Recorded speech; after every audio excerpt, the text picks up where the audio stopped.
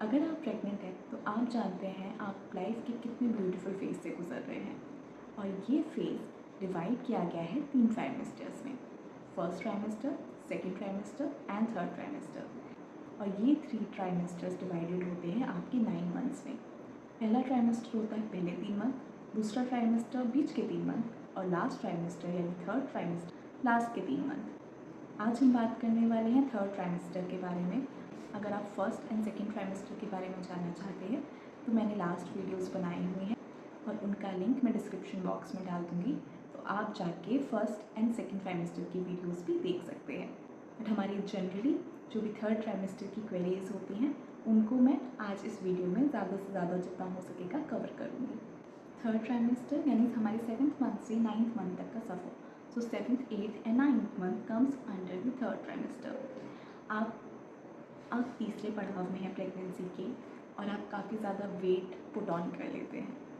So now the challenge is आपको बहुत ज़्यादा देर तक बैठना नहीं है, आपको चलते फिरते रहना है।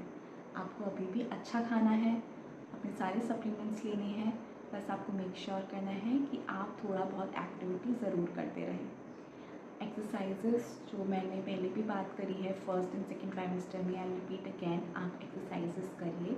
Exercises are very important, will keep you healthy and energetic. आप अपने लिए कुछ लूज़ कपड़े भी परचेज़ कर सकते हैं, like gowns and all. Breast feeding gowns भी आप परचेज़ कर सकते हैं जो कि आजकल काफ़ी लूज साइजेस में भी आते हैं एंड काफ़ी डिज़ाइंस में अवेलेबल होते हैं। आप वो परचेज़ कर सकते हैं, वो आपके अभी भी काम आएंगे और आगे आने वाले मंथ्स में भी, पोस्ट नेटल मंथ्स में भी आपके काम आएंगे। हमारी जो मोस्ट कॉमन क्वेरी होती है क्या खाएं पिए, तो आप अभी भी कुछ भी खा पी सकते हैं।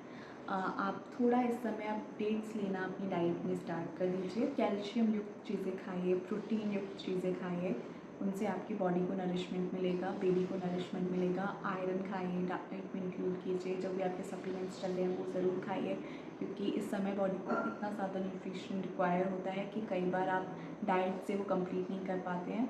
तो आप जो भी आपको डॉक्टर सप्लीमेंट्स दे रहे हैं वो भी लीजिए। अगर आप वर्किंग भी हैं तब भी मेक श्योर कीजिए कि आप थोड़ी थोड़ी देर में अपनी ईटिंग ब्रेक्स लेते रहें, कुछ ना कुछ खाते रहें, या फिर हेल्दी स्नैक्स रखें अपने साथ और जब भी मन करे आप उसे मंच करते रहें। अब बात करते हैं आपकी मेडिकल क्वेरीज़ के बारे में।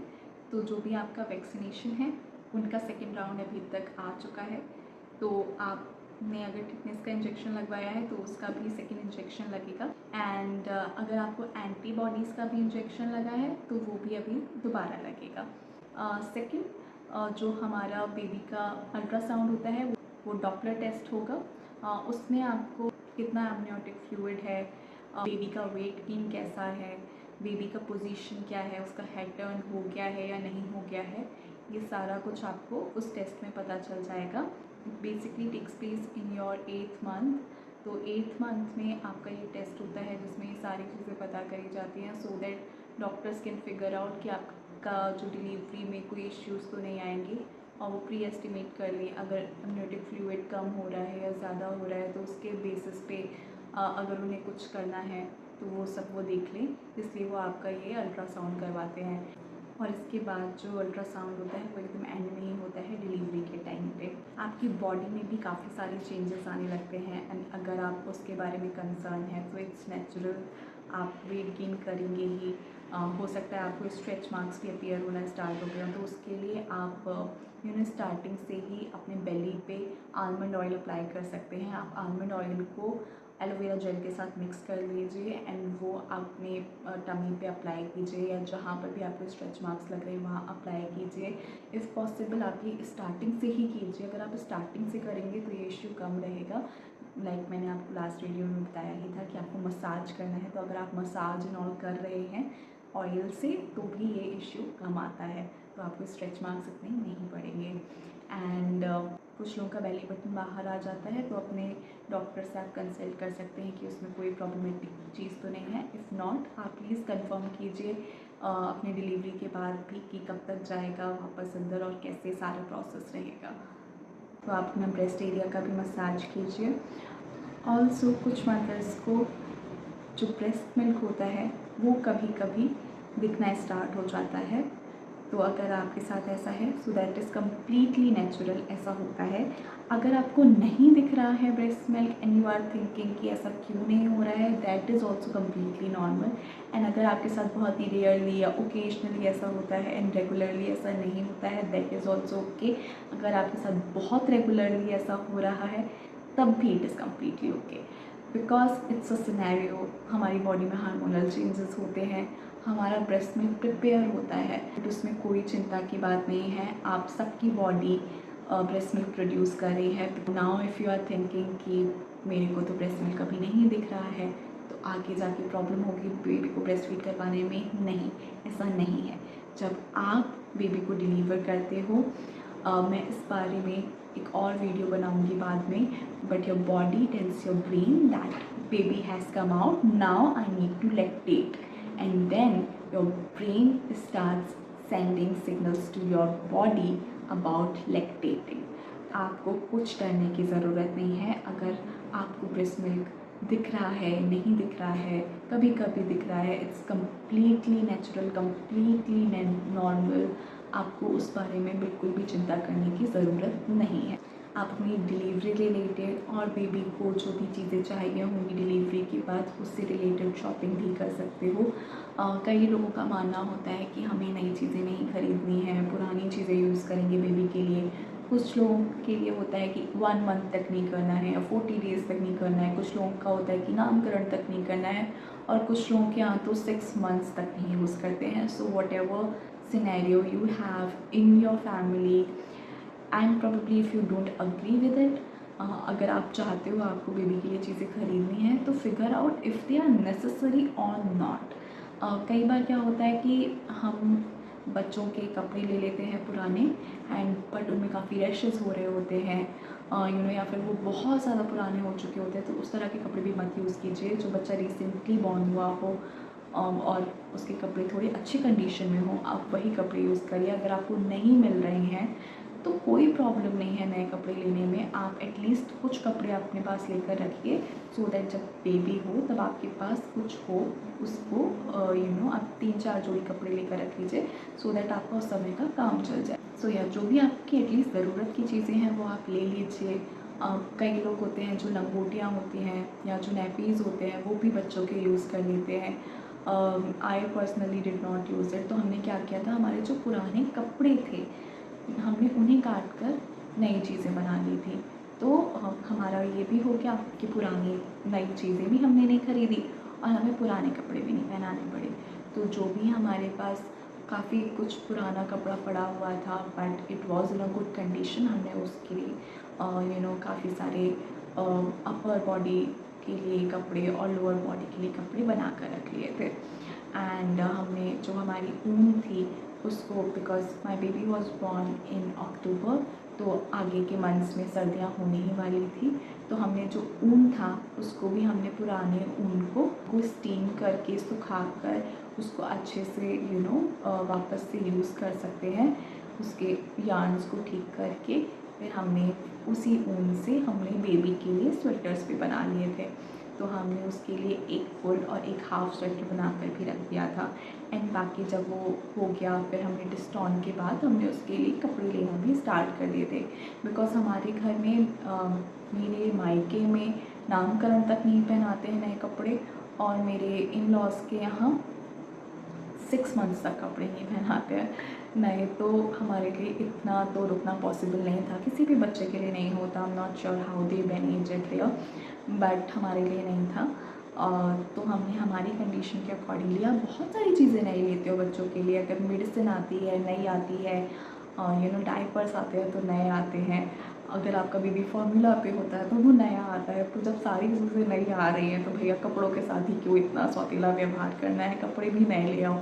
तो हमने तो वही कपड़े नए लाना शुरू कर दिए थे। जैसे जैसे हमें रिक्वायरमेंट होती थी हमने पुराने कपड़े भी ले लिए थे मेरी भाभी के बेटे के, बट आई थिंक उनकी बहन का भी बेबी होने वाला था तो उन्होंने काफ़ी कपड़े उन्हें दे दिए थे, तो हमारे पास काफ़ी कम कपड़े बचे हुए थे। तो ज़्यादा कुछ था नहीं, और जो था वो काफ़ी बुरी कंडीशन में था, तो कुछ ऐसा था नहीं जो हम काफ़ी यूज़ कर पाते। बट बहुत ज़्यादा एकदम से हमारे ऊपर बर्डन नहीं आया, because a lot of things were available. तो हमने जो पुराने कपड़े थे उन्हीं में से क्योंकि आपको भी धीरे धीरे पता चलता है कि ये ज़रूरत है या वो ज़रूरत है, उस केस में पुराने कपड़े का काफ़ी काम आ जाते हैं, क्योंकि आप इमीडिएट नीड पे उन्हें यूज़ कर सकते हो। और अब रही बात आपकी, तो आप अपने लिए कुछ मैटर्निटी ड्रेसेस ले लीजिए, जैसा मैं पहले भी बता रही थी आपको। एंड उसके साथ साथ आप मैटर्निटी ब्रास भी ले सकते हैं या आप नॉर्मल ब्रास भी ले सकते हैं, दैट इज़ कम्प्लीटली ओके। और आप इस तरह अपनी ज़रूरत का सामान कलेक्ट करके हॉस्पिटल बैग भी पैक करना स्टार्ट कर दीजिए। इस पर मैं नेक्स्ट वीडियो में डिटेल में बात करूँगी कि आप अपने हॉस्पिटल बैग में क्या क्या रख सकते हैं, क्या क्या सामान की आपको ज़रूरत पड़ सकती है, सो दैट आप अपने आप को उस अकॉर्डिंगली प्रिपेयर करें। नाउ कुछ जनरल क्वेश्चन, जैसे कि आपका प्रेगनेंसी शूट और बेबी शावर करने का मन है, तो बेबी शावर यूजुअली आपकी फैमिली के अकॉर्डिंग होता है कि आपकी फैमिली में किस मंथ में बेबी शावर होता है। एंड आप अगर प्रेगनेंसी शूट के बारे में सोच रहे हैं तो I think 7th month will be best, क्योंकि आपका बम्प काफ़ी अच्छे से बाहर आ चुका होता है एंड आप अभी भी काफ़ी एनर्जेटिक स्टेट में होते हो फ़ोटोशूट के लिए। But don't delay it more. आप जब 8th या 9th मंथ में पहुंच जाते हो, चीज़ें थोड़ी सी डिफ़िकल्ट होना स्टार्ट हो जाती हैं फिज़िकली। आप हो सकता है चलने फिरने में थोड़ा सा प्रॉब्लम फील करो, तो आप इतना ज़्यादा एनर्जेटिक ना हो जब आपका फ़ोटोशूट हो रहा है। सो 7th मंथ या फिर 8th मंथ से स्टार्टिंग में 7th मंथ के एंड में it will be a right time for you. आप कभी भी उस समय अपना प्रेगनेंसी शूट करवा सकते हो।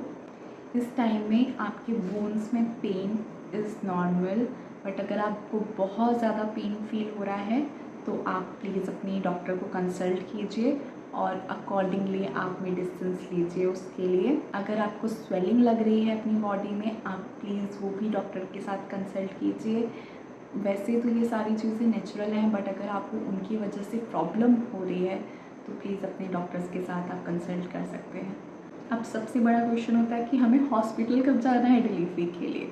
तो अगर आपका वाटर ब्रेक होना स्टार्ट हो जाता है या आपको थोड़ा भी ब्लीडिंग या स्पॉटिंग फील होता है या फिर अगर आपको थोड़ा पेन फील हो रहा है, तो आप उस केस में हॉस्पिटल जा सकते हो या अपने डॉक्टर्स को कंसल्ट कर सकते हो पहले, एंड वो जब आपको बोलें तब आप हॉस्पिटल जा सकते हो।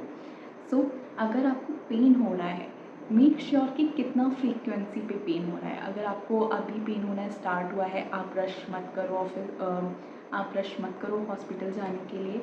आप पेन्स को थोड़ा बढ़ने दो।